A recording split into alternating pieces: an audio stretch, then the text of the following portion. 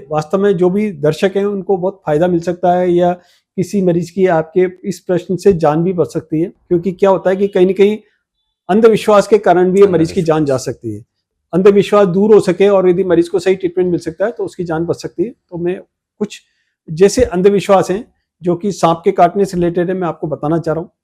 एक तो देखो, सबसे पहली चीज है कि सांप के काटने पर लोग ज्यादातर ये रहते हैं कि यार बाबा का स्थान होता है या कोई रामदेव जी का स्थान होता है, लाइक दैट, वहां पर जाकर के और उसको जो वहां पर है जो किसी से कुछ ऐसी दवाई दिलवाते हैं। शायद मैंने कई बार देखा है, मेरे पास कई ऐसे ब्रॉड डेड पेशेंट आते हैं कि वहां पर गए थे हम और उसके बाद में फिर यहाँ पर आते हैं तो सांस ही बंद हो गई, तो मतलब फिर हम भी कुछ नहीं कर पाते उसके अंदर।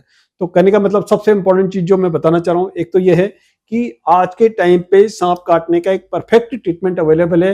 यदि आप किसी भी हॉस्पिटल में दिखाते हैं या मेरे पास आते हैं तो इस तरह के इंजेक्शन अवेलेबल है, इस तरह का ट्रीटमेंट अवेलेबल है। यदि आप समय पर आते हैं 100% मरीज की जान बच सकती है यदि सांप के काटने का व्यक्ति समय पर आता है। अभी सर इस प्रकार के केसेस आपके पास आए हों? कितने मेरे पास देखो दोनों ही तरह के पेशेंट आए। मेरे पास इस तरह के पेशेंट आए जिनको कि मैंने बिल्कुल सही टाइम पे संभाला और उनकी मरीज की जान बची है।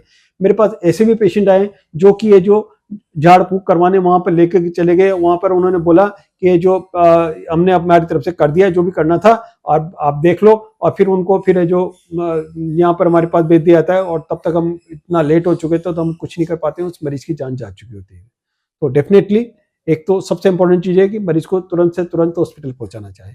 दूसरी कुछ और 2-3 चीजें मैं आपके जो दर्शक है उनको बताना चाह रहा हूँ कि इसमें एक तो जो जनरली कट लगा करके और मुंह से खून चूसते हैं वो गलत चीज है, वैसा बिल्कुल भी नहीं करना चाहिए।